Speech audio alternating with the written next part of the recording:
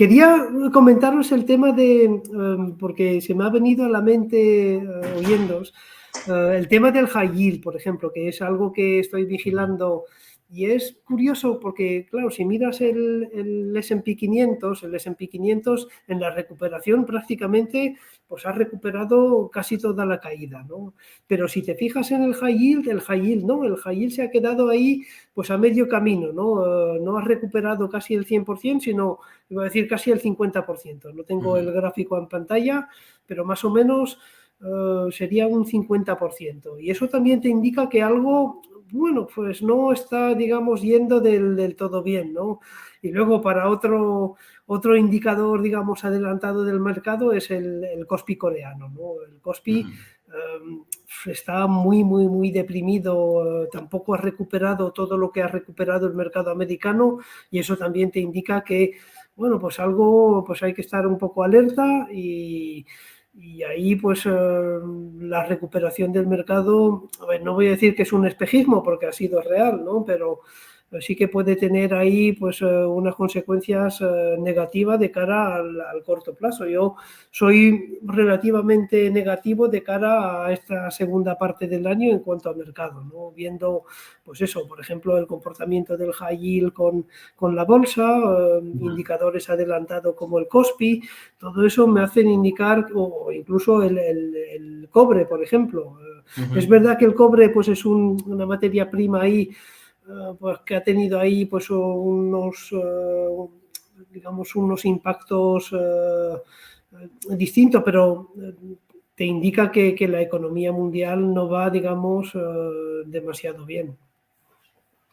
Sí, estoy de acuerdo, el doctor Cobre que le llaman, ¿verdad? De momento no acabas de dar el botón de pánico y tampoco los spreads de crédito, Yeah. que has hablado, que yo es un indicador que sigo muchísimo, no acaba de saltar, ¿no? El spread entre, bueno, el spread de crédito, ¿no? Que mide la diferencia entre la deuda de alta calidad y la deuda de basura. O sea, aún no hay estrés o no percibe el mercado un gran estrés financiero, cosa que esta es otra de las cosas que a mí me choca bastante, ¿no? Con lo que hemos hablado de sector bancario, los problemas que hemos tenido, incluso con quiebras, cómo no se ha disparado aún ese spread, que yo lo vigilo prácticamente de forma semanal, y es otro canal y una mina que estoy vigilando, pero aún, no sé si tenéis alguna respuesta, porque a mí me cuesta encontrarla, cómo aún sigue, o sea, aún está en niveles como de mucha complacencia, ¿no? No se ve, y esto es un respeto de crédito básicamente es que se cotiza, ¿no? No se ve aún estrés financiero, pero yo creo, desde mi punto de vista, que se va a ir abriendo poco a poco.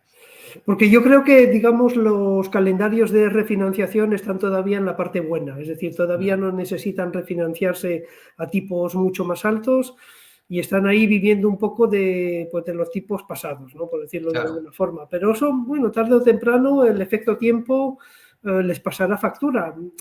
Desgraciadamente, no es que espero que pase, ¿no? No, claro, sino simplemente que eso va a pasar, porque claro, tú puedes, es como si hubieras ahorrado mucho durante la pandemia y ahora pues dice, ¿para qué me voy a financiar a tipos altos si todavía puedo tirar de efectivo? Es un poco lo que está pasando tanto en las pequeñas, medianas empresas y en las grandes empresas pues yo creo que juegan, digamos, a otro nivel.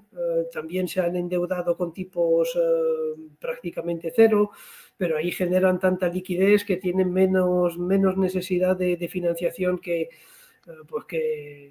las empresas pequeñas o medianas. Yo creo que es un efecto ahí también retardado que todavía no hemos visto en las consecuencias, pero sabemos que tarde o temprano va a ocurrir. No sabemos cuándo, pero sabemos que va a ocurrir. Ese calendario, os lo pregunto a vosotros porque yo lo he buscado y no encontré más Yo lo he información. visto en algún gráfico. Lo he visto, de cuánta deuda vence privada, o sea, separando privada y pública en agregado, ¿no? Por años sería interesante. Yo lo he buscado y me ha costado mucho encontrar esa información, ¿no? Si lo tenéis, lo agradecería que me lo pasaseis, Diego. No sé si tú lo has comentado alguna vez, pero sería interesante encontrarlo, ¿no?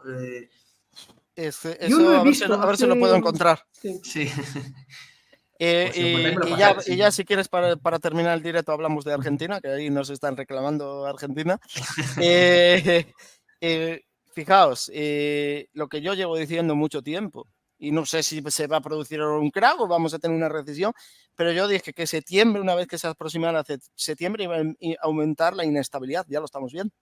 Estamos viendo absolutamente cómo está aumentando la inestabilidad con estos cuellos de botella estacionalmente bajos, de liquidez estacionalmente bajas, que son precisamente los primary dealers que tienen que hacer cierres trimestrales, no pueden cerrar.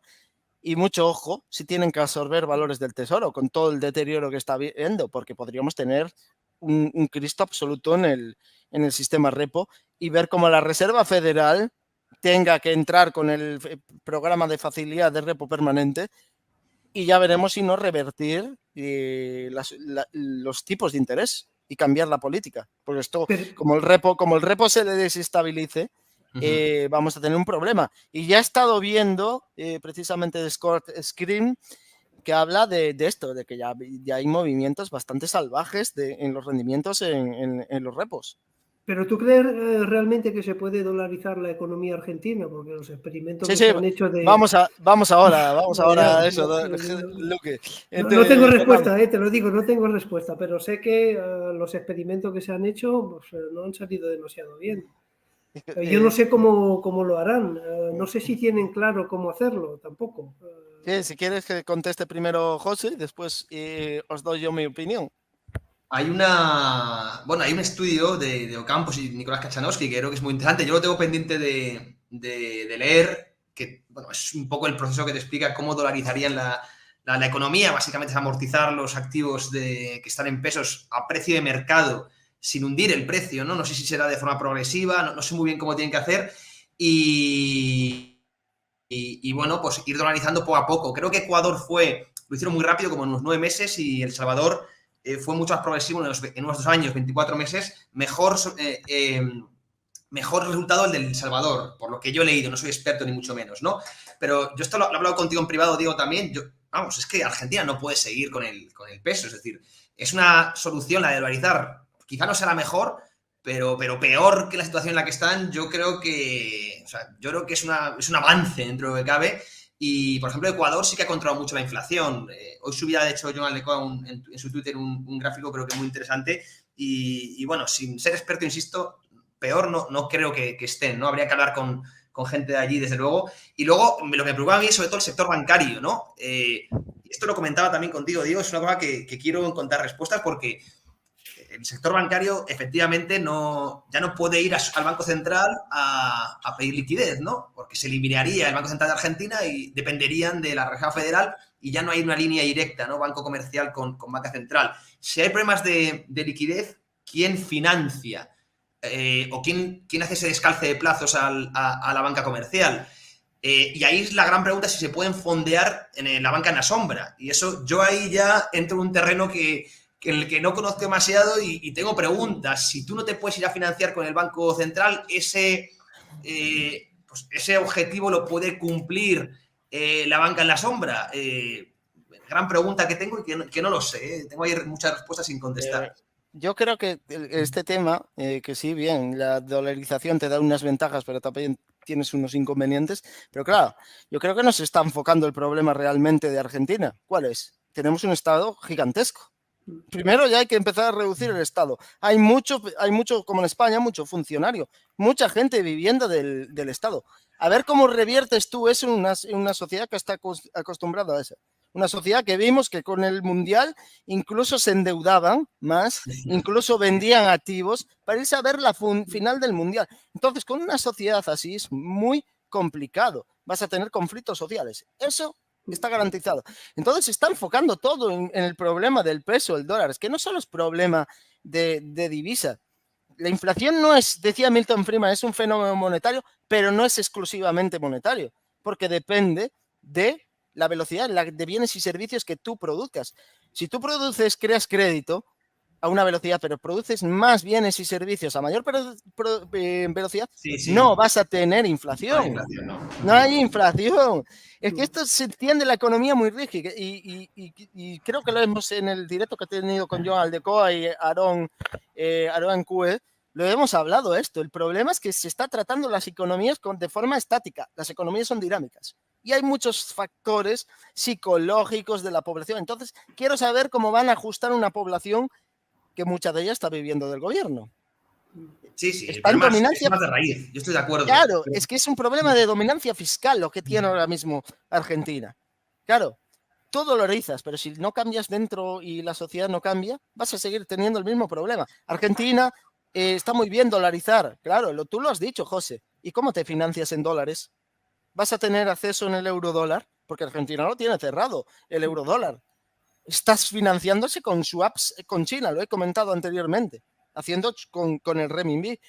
Eso está pasando. ¿De qué le está sirviendo el renminbi? Para ejecutar o saldar deuda con el FMI, sí, pero con el resto no la saldas porque te van a solicitar dólares. Entonces, claro, Argentina tiene un problema de exportaciones. Se ha visto perjudicado porque exporta mucho grano, exporta mucha materia prima agrícola y claro, con la inflación hemos visto como el consumo mundial ha hecho así, para abajo. Los aranceles, etcétera.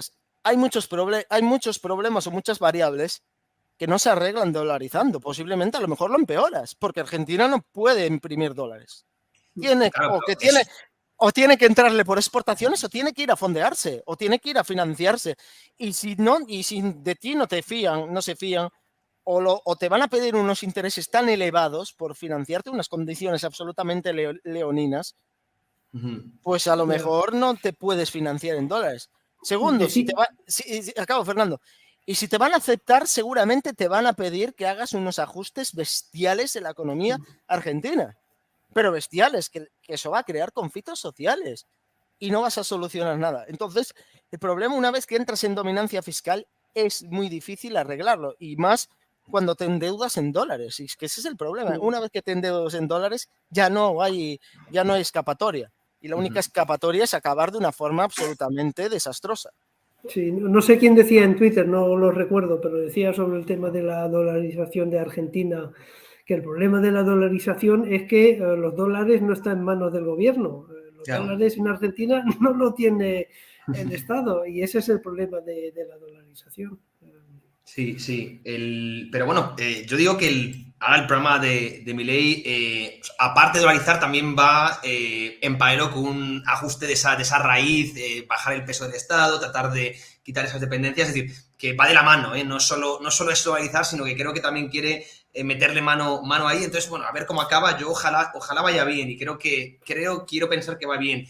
Y si hay un programa monetario, Diego, porque en Argentina se hace directamente señoriaje, es decir, que se imprime dinero, no pasan por el sector bancario y lo colateralizan con bonos, no, ahí se ha hecho a cara perro y cuando se hace eso, pues coño, evidentemente no es la única variable, pero desde luego que es un problema que hay que atacar y además es una cosa que destruye la economía. Yo creo que sí ha tenido mucho, desde luego todo afecta, pero la inflación y ese señoriaje que han hecho ha sido destructivo, totalmente destructivo. Tú fíjate que me estuve otra vez repasando Argentina y fíjate, cuando hacían la expansión fiscal, ¿qué hacía? ¿Subían impuestos o creaban impuestos? Lo he dicho anteriormente, esto es teoría monetaria moderna. Los impuestos se usan para contrarrestar tu expansión fiscal, porque si no la inflación se te va a descontrolar aún más. Ya se te descontrola, aún se te va a ir más. Y los procesos de hiperinflación no es porque imprime solo. Tiene que haber escasez. ¿Qué está pasando en Argentina? Hay escasez. ¿Qué pasó en Venezuela? Hay escasez. La gente es que no puede ni comprarse prácticamente carne. O si la encuentran, les encuentra un precio elevado. Los proveedores en Argentina le están cobrando, le están poniendo unas condiciones y cobrando unos intereses para vender o tener productos que no pueden producir en Argentina elevados. Que ese es el problema. No es un problema solo de dolarización. La inflación o la hiperinflación no viene solo porque tú te pones a imprimir como un loco, viene porque, pues precisamente porque tu tejido productivo te lo has cargado, porque tienes que subir impuestos, por ejemplo, o porque tienes que tomar todo tipo de legislaciones totalmente restrictivas que intervienen en la economía. Y esto es un problema que no solo viene de una cosa, viene de varias. Y es algo que hemos visto sistemáticamente en el colapso del Imperio Romano cuando colapsaba su divisa. No solo era por colapsar su divisa, sino que había todo tipo de problemas, desde problemas sociales, desde tener un Estado absolutamente gigantesco. Y ese es el problema. Argentina tiene un Estado gigantesco, absolutamente gigantesco. Sí, y cómo, no sé cómo decirlo, cómo desfuncionalizar un Estado como Argentina o como España. Es imposible sin crear una revolución social. Evidentemente, y ese es el problema, José, que yo lo veo que no es tan fácil como se piensa, meto el dolarizo y acabo con la inflación. problema es que posiblemente no acabes, que vas a tener un problema interno de estructura de tu país. Aparte no es eso, no solo es la ciudadanía, sino los propios funcionarios que están viviendo del sistema o que tienen esa posición cómoda del sistema. ¿Cómo tú vas a acabar con eso? Directamente es un esquema mafioso, podemos decirlo así. ¿Cómo vas a acabar tú eso sin que haya violencia? Porque va a haber violencia. Y eso lo vamos a ver. De ahí que Milei, si te das cuenta, quiere incluso invertir más en seguridad. Es que es evidente. Sabe lo que va a pasar. Sabe evidentemente lo que va a pasar. Y Argentina está en una situación muy compleja. Y Argentina es una situación que en España, si seguimos por este camino, con todo lo que estamos haciendo y todo eso. No sé si viste el último vídeo de los jóvenes que se endeudan para irse de vacaciones y aún así no les da. Es que no se da cuenta la gente. Cuando tú creas este nivel de clientela, que no me sale, este nivel de gente viviendo del Estado, creas manos ociosas que no son productivas. Cuando no tienes productividad, tienes que compensarlo. En este caso, como hace Argentina, con expansión fiscal. Lo que tú dices, señoraje de divisa, porque están creando directamente dinero. Es la impresora absoluta y es lo que está haciendo el gobierno. El gobierno es el que tiene la capacidad de impresión más grande y más inflacionaria. Y eso es lo que vemos y es un aspecto que vemos comúnmente, no solo en Argentina. Lo vemos en Venezuela, lo vemos en Zimbabue, lo vemos en todos los países que tienen hiperinflación. Sí, esperemos no verlo en España, pero el camino, como dices, se parece, los padres se parecen mucho. Y lo que ha dicho Fernando, que es que esto acabará en colapso, veremos si en revolución o incluso en guerra civil, ¿no? Pero es cíclico, ¿eh? Todas las empresas colapsan, empiezan de cero, empieza a crecer el peso del Estado y por lo tanto las telarañas, redes clientelares, una baja productividad, subsidios, la gente vive el cuento, parasitismo, etcétera, etcétera. Se va creando, vuelve a colapsar y empieza de nuevo de cero, se enriquece, tal. Cuando más riqueza hay, más Estado hay, más se redistribuye, peor se asigna y es totalmente cíclico. Es decir, vamos viéndolo. Entonces Argentina está en la parte final del ciclo y España está un poquito antes. Por desgracia vamos a ese... Ojalá no me equivoque y toquemos madera, pero creo que vamos por el mismo camino, exactamente el mismo. Sí, es la bola de nieve, ¿no? Y a ver, yo creo que Milei lo tiene muy complicado, ¿no? Porque, a ver, es fácil quitar ministerios sobre una pizarra, pero claro, esos funcionarios los tienes que mandar al paro. Y eso es más gasto del Estado, más descontento. Yo es que no lo sé, tampoco tengo la solución para Argentina ni para España, porque estamos en niveles, no voy a decir similares, pero uno detrás del otro, porque son más o menos los mismos síntomas. La diferencia es que nosotros estamos en la Unión Europea, que ahí nos da, digamos un marco de estabilidad, digamos, superior al de Argentina. Pero, digamos, el camino es el mismo. Estamos en niveles distintos dentro de ese camino, pero el camino es el que estamos emprendiendo, el de Argentina. Sí. Hay que intentar, Fernando, que el sector privado absorba a esos funcionarios.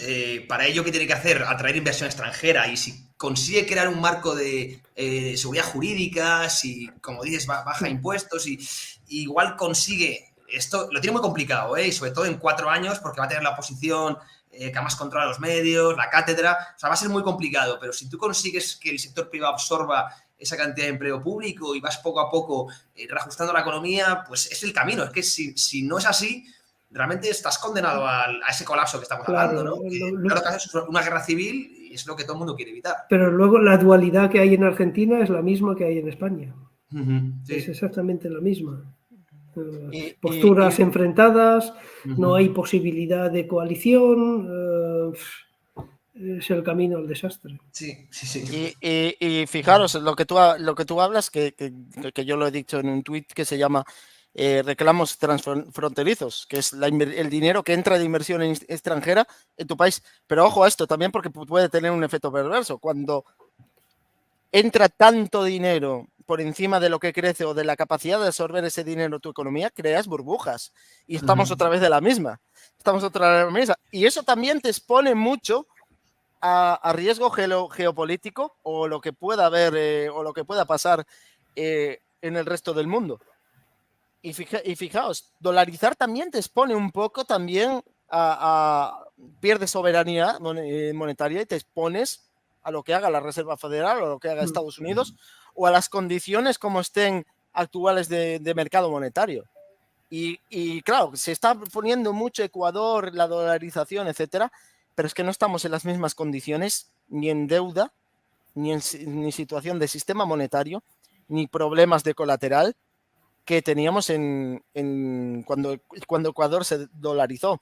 Y evidentemente se dice que no le golpeó tanto en el 2008 a los países que se dolarizaron, pero evidentemente sí le golpeó. Es decir, tampoco te libra del shock externo. Y si vamos, como estamos viendo, yendo a un mundo menos globalizado, un mundo donde la situación para financiarte en dólares, y esto como dice Brent Johnson de la teoría del batido del dólar, que el dólar va a ir encareciéndose a largo plazo, pues evidentemente no estamos en las mismas condiciones tampoco del ciclo del dólar de duración de vida como divisa de reserva mundial. Y esto también son aspectos que hay que tener en cuenta. No es lo mismo las condiciones de cuando Ecuador se dolarizó a las condiciones actuales. Son totalmente diferentes. Y ya de por sí vamos a un mundo donde vamos a ir a más dominancia fiscal y por lo tanto más inflación.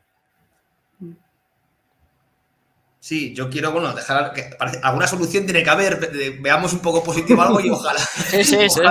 Alguna solución tiene que haber, por favor, sí, pero además cuando tú dependes del dólar tienes el problema de que además, esto le pasó a Europa, ¿no? Con el euro, que no es a la misma velocidad de si estás en un ciclo monetario expansivo cuando aquí estás también en expansión o estás contracíclico y a veces es difícil y te perjudica.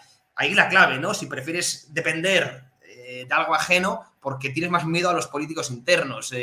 Claro, lo mejor sería poder tener soberanía que depender de otro país. Otra cosa es que tu país sea tan corrupto y hay una cultura ya, una bajeza política tan grave que tengas que buscar dependencias de otros. Pero es que a ese nivel hemos llegado, por desgracia. La solución, José, la estamos viendo, son cargarnos a los políticos todos. Lo acabas de decir. Y bueno, eso ya en plan coña. Yo creo el hotline del director. Sí. Entonces, yo creo que aquí la única solución, y lo he dicho muchas veces porque estamos en trampa de deuda, es un fenómeno sumado a la trampa de liquidez, es que desarrollemos tanto la tecnología que nos permita que los niveles de productividad exploten. Porque entonces esa es la única solución que yo veo ahora mismo que pueda pues, arreglar un poco el problema de la deuda. Es que la única forma de salir de una espiral de deuda o una trampa de deuda es o quiebras o tienes represión financiera con más inflación o aumentas la tecnología y tienes mayor productividad, con lo cual te permite compensar el crecimiento de la deuda. Y eso yo creo que es la única solución que ahora mismo que nos puede quitar un poco de la situación en la que estamos. ¿Pero qué estás pensando? ¿En la inteligencia artificial, Diego, o qué? Por ejemplo, uno podría usar la inteligencia artificial que aumente los niveles de productividad. Sí, podría ser. Pero también hay un efecto, y va a haber un efecto negativo de la inteligencia artificial. Yo qué sé, estoy pensando en un call center que se puede perfectamente gestionar desde inteligencia artificial. Hay mucha gente que trabaja en call center. ¿Esa gente qué va a hacer? Sí, no puedes reciclar a todo el mundo, es imposible. Y ahí yo creo que esto no es como una revolución industrial donde ahí puedes perfectamente relocalizar mano de obra. Esto es distinto, desde mi punto de vista. Esto es distinto. La realocación de la mano de obra va a ser muy complicada. Sí, precisamente porque... Renta básica universal, eso es lo que vamos a llegar en no mucho tiempo. Si no se consigue esa reasignación que comentas tú, pues acabaremos con algún tipo de experimento de esto, sí. Pero, Fernando, eso es algo que siempre ha ocurrido en el momento que ha habido un avance tecnológico. Hasta ahora ha ocurrido bien, digamos, hemos visto los efectos positivos de esas revoluciones, ¿no? Industrial, tecnológica, pero ¿tú me puedes asegurar que la próxima revolución tecnológica no va a destruir empleo en lugar de aumentarlo? No estoy tan seguro, no lo sé, por eso lo pregunto. Pero fíjate que con inteligencia artificial, porque evidentemente... Ya vamos a terminar, que se tiene que ir José. Fíjate que con inteligencia artificial o no sin inteligencia artificial vamos a ir a eso. No hay no, está solución. claro. La tendencia es que vamos a ir a destrucción y cada vez lo que decías, la renta universal. Es que si no ponemos las bases que en el principio todos los cambios producen shock. Si no ponemos las bases para al futuro, porque siempre estamos pensando en el corto plazo, no estamos pensando en el largo plazo, a futuro, pues mejorar la productividad, mejorar que surjan nuevos empleos, porque van a acabar surgiendo nuevos empleos, pues evidentemente al final vamos a ir en la tendencia que estamos yendo, a la baja. Y tengamos inteligencia artificial o no la tengamos, es evidente que esto cada vez va peor. Y las condiciones de vida, y lo estamos viendo como trabajar casi no te llega ni para sobrevivir. Sí. Bueno, José, yo creo que hasta aquí terminamos, así ya despedimos porque José se tiene que ir. Así que nada, gracias a Fernando y José, que yo creo que hemos sacado al final un directo espectacular y al final hemos conseguido hablar hasta de Argentina. Yo lo he pasado muy bien, ¿eh? Me ha gustado mucho este directo, Fernando. Un placer conocerte ya cara a cara, te seguía mucho en Twitter. Y nada, espero repetir pronto. Pues sí, yo también. Yo te sigo en Twitter, así que compartiremos opiniones en Twitter. Y muchas gracias, Diego, por invitarme. Y muchas gracias a los dos por aceptar y evidentemente estáis invitados a volver. No sé si en el mismo cruce, si con otros invitados, pero bueno, tarde o temprano pues haremos y vamos repitiendo cruces. Así que como tú muchas gracias. Sí. Exacto, sí, como esto es aleatorio, ¿sabes? Me va surgiendo, voy colocando. Primero invito a uno y digo, bueno, ahora a ver quién voy a invitar, así que esté libre y voy invitando. Va saliendo prácticamente muy random los cruces. Y la verdad es que están saliendo bastante interesantes. Y nada, muchas gracias a los dos y tranquilos que vais a estar invitados a volver. Muchas gracias. Chicos. Hasta luego, José. Venga, hasta luego, amigos. Chao, hasta luego, que tengas buena tarde. Y nada, gracias a los que habéis estado en directo y seguramente que en diferido habrá mucha más gente viendo. Inversión, bolsa, criptomonedas. Te contamos la actualidad que mueve los mercados.